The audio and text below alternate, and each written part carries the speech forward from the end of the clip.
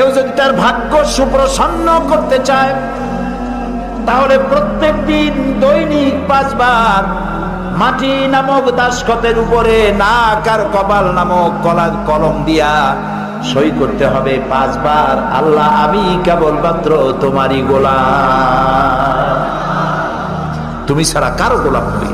ফজরে একবার, জোহরে একবার, আসরে একবার, মাগরিবে একবার, আবার রাত্রে শুতে যাব তখনও আর একবার। সর্বত্র আল্লাহু আকবার, আল্লাহু আকবার বলেন সবে, আল্লাহু আকবার।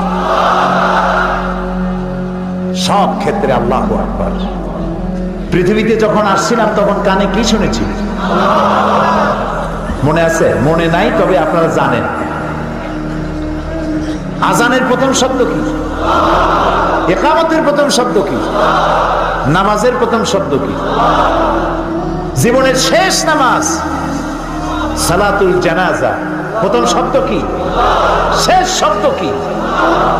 এর দ্বারা প্রমাণ হলো আমার জন্ম থেকে কবরে যাওয়া পর্যন্ত জীবনের প্রতিটি ক্ষেত্রে আমি গোলাম, আমাকে ঘোষণা করতে হবে আল্লাহু আকবার।